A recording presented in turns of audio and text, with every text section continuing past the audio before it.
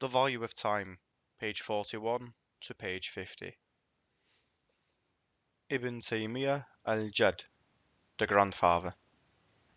Among those who sought to save time through unexpected ways was Imam Ibn Taymiyyah al-Jad, Abul Barakah, Abdus Salam ibn Abdullah ibn Taymiyyah al-Harani al-Hanbali, born 590 AH, died 653 AH. May Allah have mercy on him. Ibn Rajab al-Hanbali wrote in Dahil Tabaqat al-Hanabila in his biography, the Imam, reciter, scholar of fiqh, hadith, tafsir, usul, philology, the Shaykh of Islam and faqih of his time, the prominent figure of his time, our Shaykh Abu Abdullah ibn al-Qayyim said, the brother of our Shaykh Abdul Rahman ibn Abdul Halim ibn Taymiyyah narrated that his father said, before the grandfather, Majduddin Abul Barakah, would go to the restroom, he would say, read this book for me, and raise your voice, so I may hear you. This indicates his great desire to seek and attain knowledge and save his time. Al-Hafid al-Mundari copied 90 books and 700 volumes by hand, other than his own writings. Imam Nawawi, may Allah have mercy on him, wrote at the end of his book, Bustan al-Arifin, about the qualities of some of the great prominent scholars under the chapter of Fi Hikayat Mustatrafa. He mentioned something he heard from his Shaykh about his Shaykh, Imam al-Hafid Abdul Azim al-Mundari, born in Cairo in 581 AH, died there in 656 AH. May Allah have mercy on him. He said, I heard our Shaykh and Master, the great Imam, noble Master, trustworthy Hafid, rigorous, precise scholar, pious, virtuous, ascetic, mujtahid, worshipper, one of the rare remaining trustworthy scholars of Hadith, the Mufti, Shaykh of the Imams and Muhaddithin, Thiya al-Din, Abu Ishaq Ibrahim ibn Isa al-Muradi, saying, on Wednesday, the 6th of Shawwal of the year 658 AH, at the Madrasa al-Badariyah in Damascus, may Allah protect it, I heard Shaykh Abdul Azim, may Allah have mercy on him, say, I scribed with mine hand 90 books and 700 volumes. This was what was authored by other scholars on the science of Hadith. In addition to this, he wrote many more of his own works. Al-Hafid al-Mundari occupied by knowledge at mealtimes.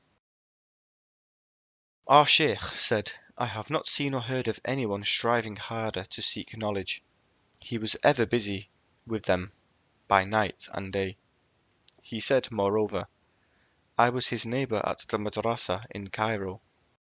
My house was above his for 12 years, and I never woke up during any night or any hour of the night without seeing the light of his lamp in his house whilst he was studying, and even during the time of eating he was still busy with his books.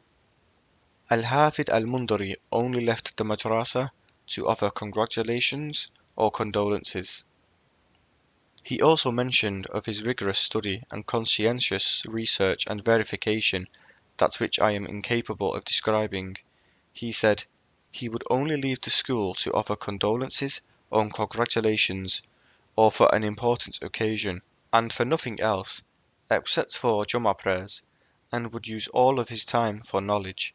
May Allah be pleased with him, and with our parents, and all the Muslims. A dear son of Al-Hafid al-Mundari dies, and he follows his funeral to the door of the Madrasa. Imam Tajuddin as-Subki wrote in Tabaqat al-Shafiyah al-Kubra in the biography of Al-Hafid al-Mundari. He later taught at Dar al-Hadith al-Kamaliyah, and he would only leave it to go to Jummah prayer. He even had an intelligent, pious son who was a muhaddith, Rashiduddin Abu Bakr Muhammad, who died in 643 after Hijrah, and was one of the prominent gifted scholars of Hadith who died during his lifetime. The Shaykh led his funeral prayer inside the school, and followed his funeral procession to the door. Then his eyes overflew with tears, and he said, I entrust you to Allah, O my son. He left him without leaving the school. Ibn Malik was always praying, reciting, writing, or reading. Of the prominent Imams who used all moments of their time, even on their deathbeds, while leaving this life, remaining attached to seeking knowledge till the last moments before death, was Imam Ibn Malik an-Nahwi, author of Al-Alfiyah and other prominent books of philology. Muhammad ibn Abdullah, born in 600 AH, died in 672 AH, may Allah have mercy on him, in his biography in Naf Atib al-Maqari wrote, Ibn Malik, Allah have mercy on him, read vicariously and was quick in his revision and verification. He would only write something in his book after verifying its origin, as is the case of the trustworthy great scholars. He was only seen praying, reciting, writing, or reading. It was related that he went once with his friends to visit Damascus, and when they arrived at their destination, they forgot about him for some time. When they looked for him, they could not find him, until they finally found him reading some books. Ibn Malik memorizes 8 verses of poetry before his death. Even more astounding in his great attachment to knowledge is that he memorized some poetry, about 8 verses his son taught him, on the day of his death. This shows that one achieves according to one's aspirations and determination. May Allah reward him greatly for this undying determination. He died in Damascus in 672 after Hijrah, and was buried near the mountain of Qasiyun. His grave is still well known there, may Allah have mercy on him. Imam an-Nawawi did not lie down for 2 years. Al-Hafid al-Dhahabi wrote in Tadkhirat al-Hufad, in the biography of Imam Nawawi, Yahya ibn Sharaf al-Harwani. He is the unique Imam and scholar of Hadith, the master, Shaykh al-Islam, master of the pious ones. Muhyiddin Abu Zakaria Yahya ibn Sharafiddin ibn Muri al-Hizami al-Hawrani al-Shafi, the author of many beneficial books. He was born in 631 AH in Nawa, Hawran, came to Damascus in 649 AH, and lived at Madrasa al-Rawahiyah, eating its bread. He said, and I remained for 2 years without my side touching the ground. He memorized al-Tambi in 4.5 months, and read a quarter of al-Muhaddab in the remaining months of the year, under his Shaykh Ishaq ibn Ahmed. And Nawawi studies 12 lessons daily with verification and commentary. Al-Dhahabi also said that his students, Abul Hasan ibn al-Atir, said that Shaykh Muhyiddin mentioned to him every day.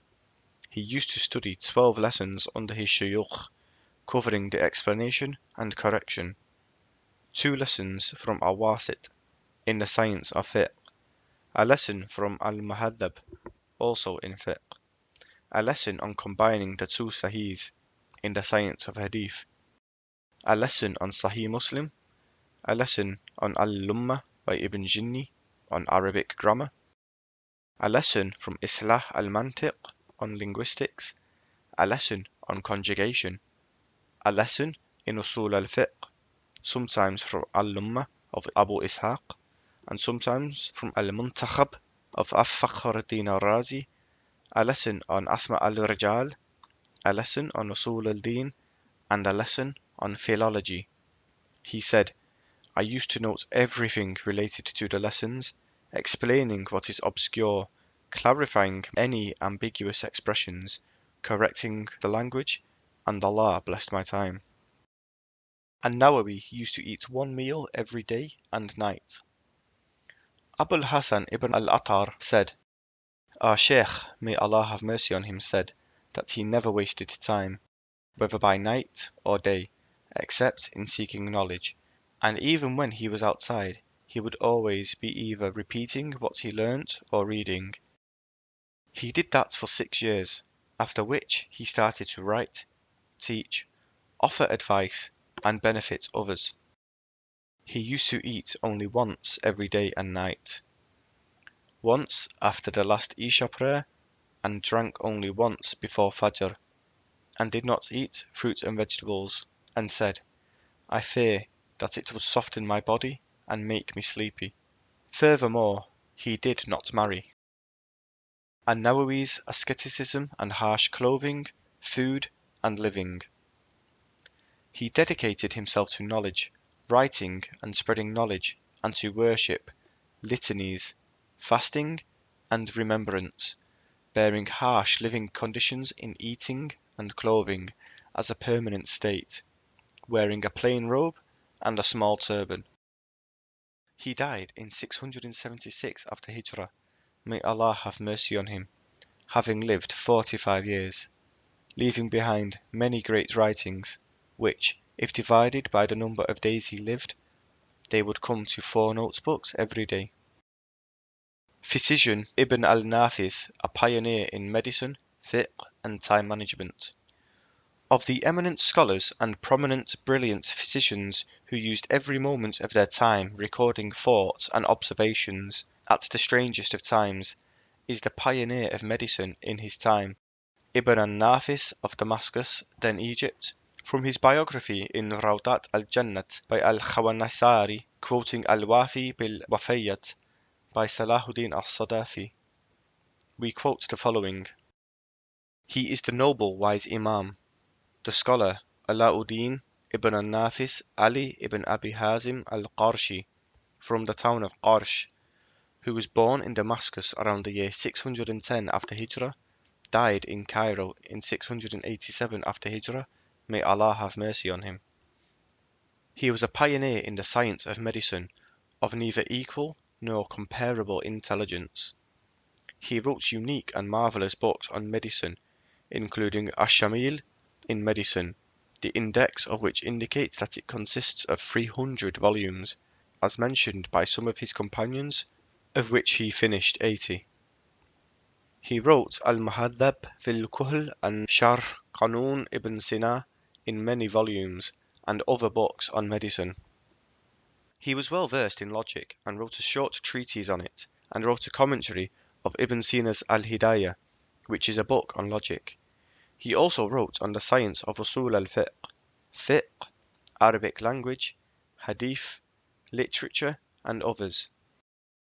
He wrote a good commentary on part of Al-Tanbih by Abu Ishaq al-Shirazi on the branches of Shafi'ah from its beginning to the chapter on Sahw, and he taught fiqh at Al-Madrasa al-Masruriyah in Cairo. Imam Burhanuddin Ibrahim al-Rashidi said that when Al-Ali ibn al-Nafis intended to write, sharpened pencils would be brought for him, and he would sit facing the wall, and began to write his thoughts directly, just like a flowing river. When the pencil would lose its sharpness, he would throw it and pick up another one, without wasting time sharpening it. He used to write directly, without revision. Ibn al-Nafis and Ibn Wasil discussing till Fajr. As-Sadid al-Dumyati, one of his students in Cairo, said, Ibn al-Nafis met one night with Judge Jamal-ad-Din ibn Wasil, and I was spending the night there. When they finished the last Isha prayer, they began their discussion, moving from one science to another, and Shaykh Ala-ad-Din was discussing calmly, without any unease, whilst Qadi Jamal-ad-Din would become tense, his voice would rise, his eyes would redden, and his veins would dilate. They remained like this until dawn. When they finished, Qadi Jamal-ad-Din said, O Shaykh Ala-ad-Din, as for us, we have legal matters and rules, whilst you have the treasures of all sciences. Ibn al-Nafis records some medical chapters whilst bathing. Another said, Shaykh Alauddin entered the bath in Bab al-Zahumma, and in the middle of his bath he came out to the area where one left one's clothes, and asked for a pen, ink, and paper, and started writing a paper until he finished it. Then he went back inside and finished his bath. He was a generous man, never keeping from benefiting others whether by day or night. A number of princes, as well as Muhaddab ad-Din ibn Abi Hulayqa, the chief doctor, Sharaf ad-Din al-Saghir, the most prominent physician, and people from various classes used to attend his gatherings at his house. Under his authority and that of Imad ad-Din al-Nabulsi, physicians graduated in Egypt and in Cairo, where he had built a house. During his last illness, after which he died, some of his fellow physicians advised him to drink some wine, holding that his illness would be cured by it. But he refused to drink any and said, "I will not meet Allah with some wine inside me." He did not marry. He left his house, his books, and wealth as an endowment for the Mansouri hospital. Ibn al-Nafis discovered the circulatory system 7 centuries ago. To summarize, he was a great Imam, and many eminent scholars said that he was the second Ibn Sina. One must not forget that Ibn al-Nafis is the one who discovered the blood circulatory system 7 centuries ago, a great discovery in the field of medicine. Despite his eminence and unique genius in medicine, as well as other sciences, he was humble, describing himself to his students and graduates as al-Mutattabib, the one who seeks or claims to be a physician, while he was the pioneer of medicine in his age, as seen in an example of his beautiful writing, a copy of which is shown in his biography of al-Zarqali's book Al-Alam. Shaykh Ibn Taymiyyah left innumerable writings thanks to his good time management. Even more remarkable is the example of Shaykh al-Islam Ibn Taymiyyah Abul Abbas Ahmed ibn Abdul Halim al-Harani al-Dimashqi al-Hanbali, born 661, died 728, may Allah have mercy on him, at the age of 57, leaving around 500 written volumes. He could not have written hundreds of books, such that neither his companions nor even the Shaykh himself could count them, without complete use of his time in learning, writing, and worship.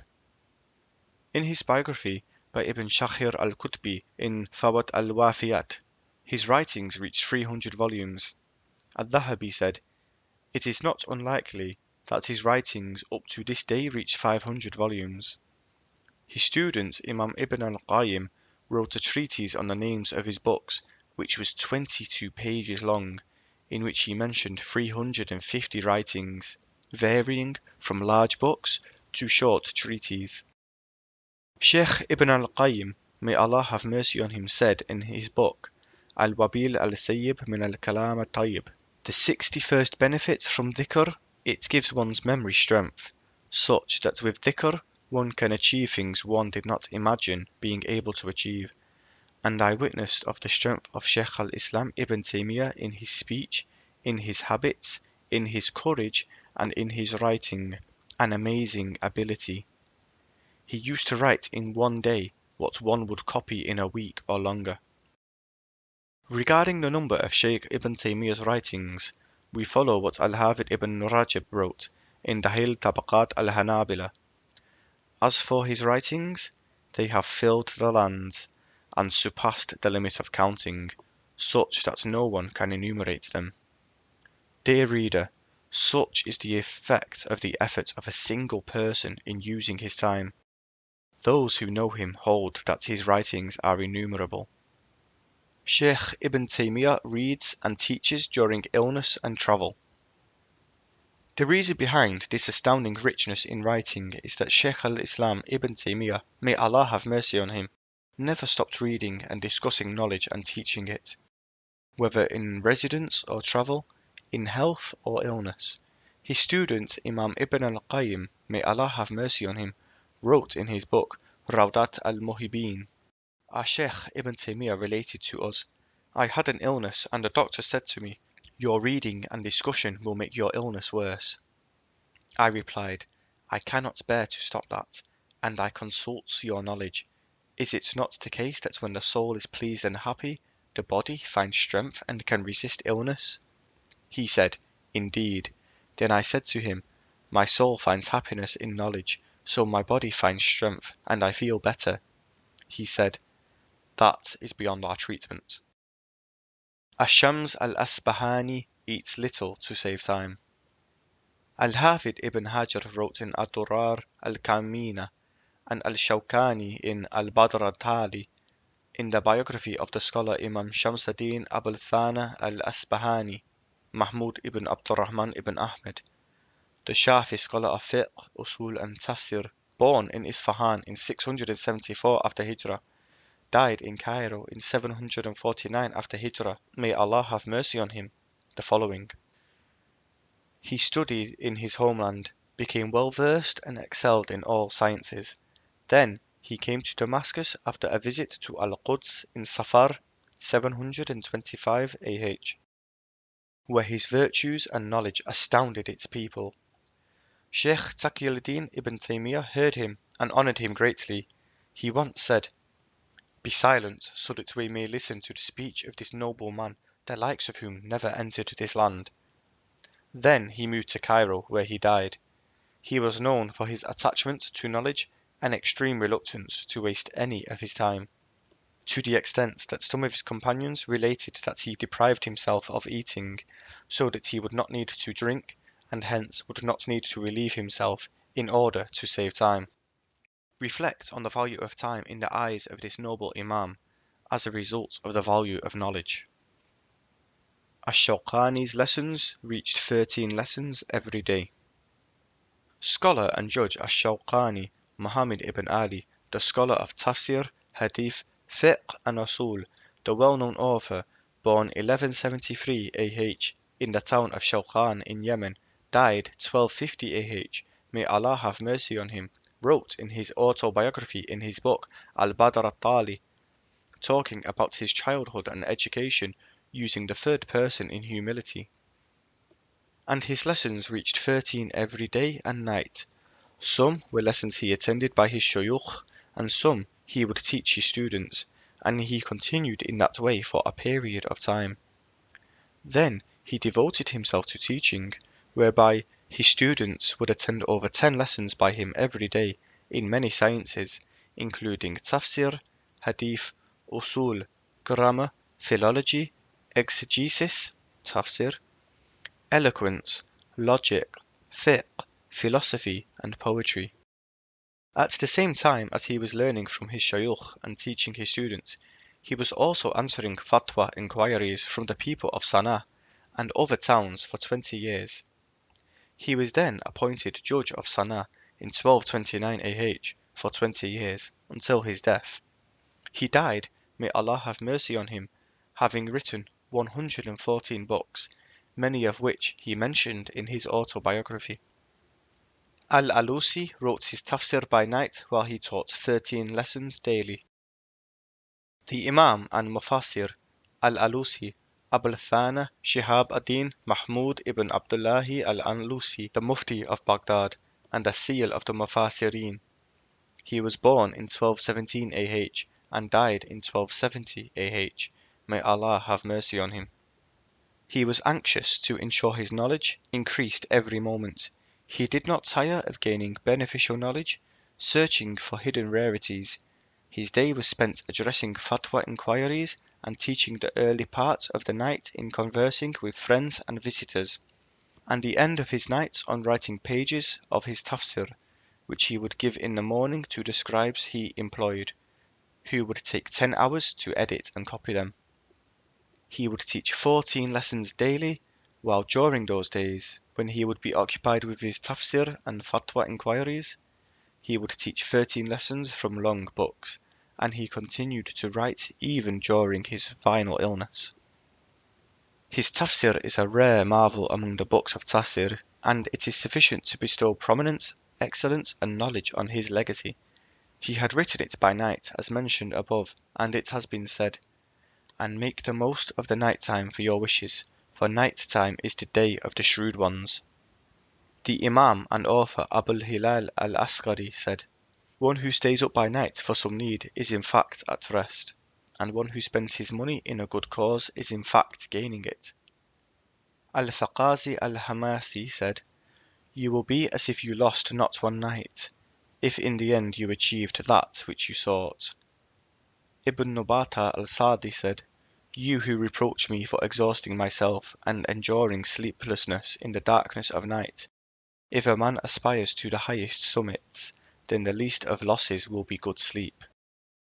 Another poet said, he loved the depth of nights neglected by the heedless, as if the shooting stars of the night were beautiful eyes.